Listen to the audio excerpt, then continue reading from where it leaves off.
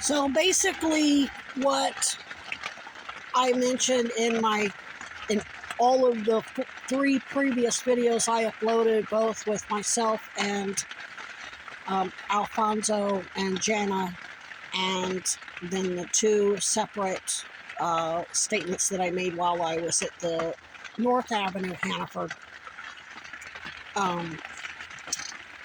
is bottom line. Once I told SBPD that the whole that they're probable, they had to have probable cause to run up to that car and question any of us for anything. They have to explain why they're there. And their whole story about a call of somebody saying that there was yelling in a car and there was a beer can underneath of the car and a potential violent situation where somebody was violent, drunk, and about to drive or having been driving to justify being there and questioning us at all didn't play out. Both Alfonso and I are recorded on SD and micro SD cards, making it very clear that we are suing and making criminal allegations against South Burlington Police Department, the police department, and the mayor, whose uncle is connected to Epstein and all of his partners in crime, including Trump and Cuomo and Tish James, all of whom are making the news for whistleblower retaliation and tampering, as well as Buffalo Mayor Byron Brown, who's being outed for victim tampering and victim blaming. At that point, those officers were supposed to err on the side of caution.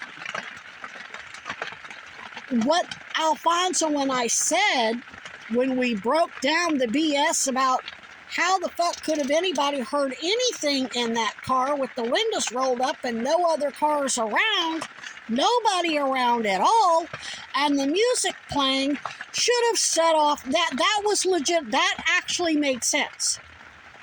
Those cops knew it made sense.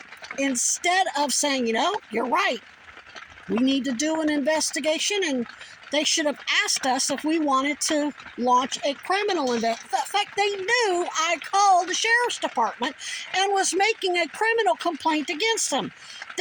And Alfonso will tell you, they were about to fucking arrest us. They were looking for a reason to arrest us, search the car. They knew that they probably had drugs in there, whatever. Possibly had drugs, possibly had more alcohol. They were looking for any reason they could to probably arrest every single one of us, make me an inhabitant of that car, and probably withhold my heart medication. And I probably would have been dead within 3 days. So once they heard the outgoing message from the sheriff's department on my phone that was on speaker, Alfonso even noticed that the whole situation started to turn around, and all of a sudden, we don't want to jam you up. They started kissing ass. And the fact that they told me, Mike Goslin doesn't work here anymore, means they heard me say that he was under criminal investigation for evidence tampering and fucking with us. They should have immediately, not to say that they had to tell us the source of the phone call, but they should have definitely listened to what we had to say about their probable cause that gave them, that they were using as an excuse to be at that grocery store, in that parking lot, at that car, and in our face. Do you know how many cars were in that parking lot? A lot. So how did they know exactly which fucking car to go to?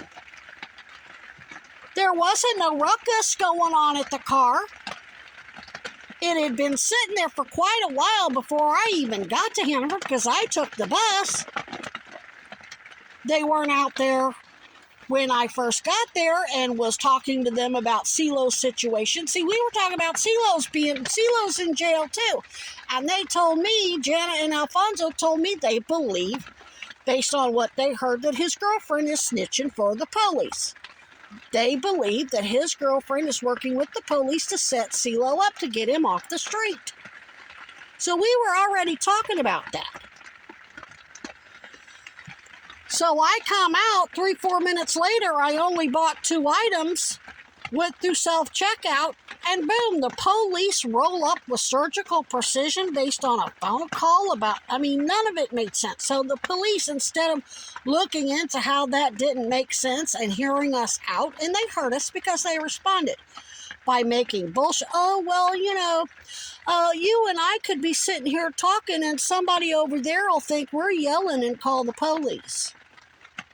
Okay, completely ignoring the obvious fact that they were in a car, there was nobody else around, and the windows were rolled up and the music was playing. So, who the fuck there wasn't nobody else around to even have made such a complaint.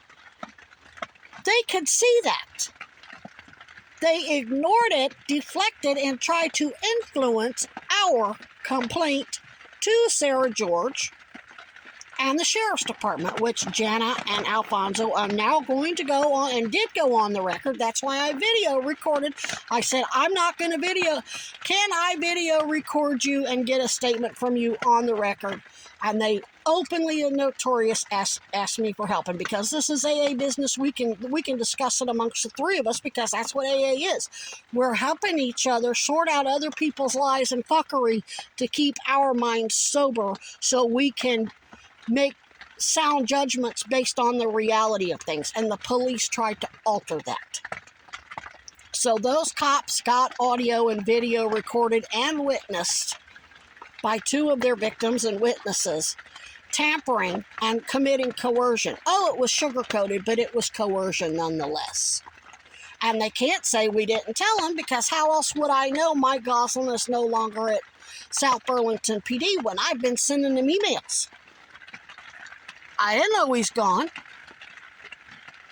until you fucking told me. Did you just blurt it out? Did you just arbitrarily blurt out that Mike Goslin was gone? How did you even know to tell me that unless I told you he was under criminal investigation? So they just shit and fell back in it, basically, and got recorded doing exactly what I am accusing them of doing. So, I think y'all are fucked. Bottom line.